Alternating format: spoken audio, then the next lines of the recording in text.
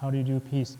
So I should do this, or I should do that. Well, yeah, I mean, that's great. And I think if you can help one person with one situation, that's a life you've helped. I'd like to just tell a story of my understanding of society.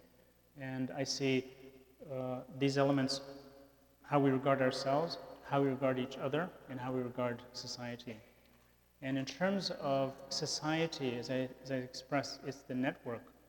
But that network is very much a one-to-one relationship, in the sense that all of us, when we're having a conversation, can only really, in a sense, have a conversation one at a time.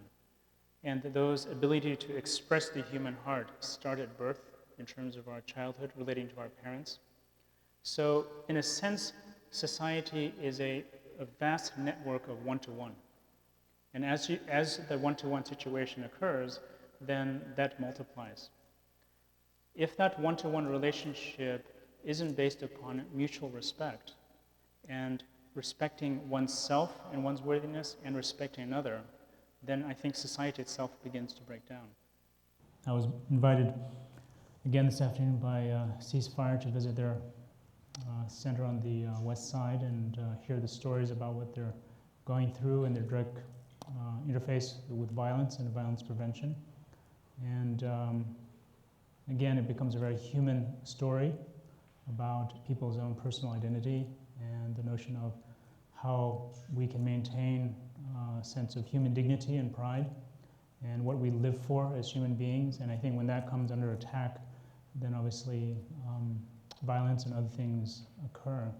And so it seems like it becomes very complicated and it becomes very multidimensional, but that it comes back to human beings caring about human beings and trying to figure out how to live life meaningfully. Giving people ability to have some self-control, dignity, and it's a method of just working with your mind, because your mind can kind of be your worst enemy. And how do you make it your ally? How do you make it your friend? How do you, when all the things are going on, I mean, all of us do things that we don't like, but meditation is coming from the point of view that I'm okay, and I have these thoughts and I have these actions, but I'm okay deep inside, and not to react right away, and to give that just a few moments. The point of sitting and meditating is so you get strong so you can go do something. I mean, that's the point. Everybody eventually has to get up. I mean, the point in case is even the Buddha got up. And the story is he took 7 steps. And even then he took a lot more steps. And he traveled for the next 50 years talking about this. But meditation itself is a deep contemplation, a deep nurturing, but it is looking at the personal and social ills and then figuring out an antidote. So peace is innately connected with violence. It is innately connected with struggle. It is at its core, that's what it is. Just like meditation is innately connected with the notion of unhealthy mind, in a sense. So it's completely connected. And one way my father would talk about it is that people asked him, is enlightened society possible? And he said that, and I think when they were asking the question is, are we creating some kind of utopia? He goes, well, enlightened society and unenlightened society go hand in hand.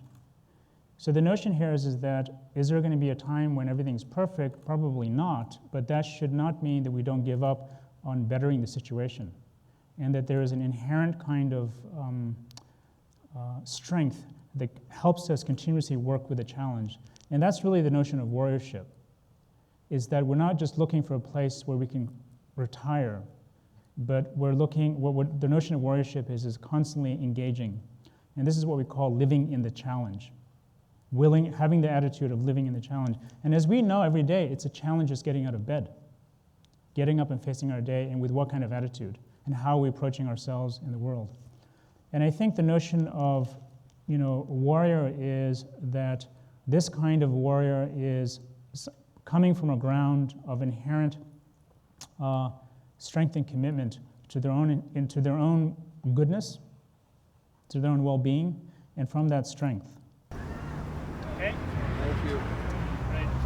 Okay. So how do you say thank you in Tibetan? 둘째째.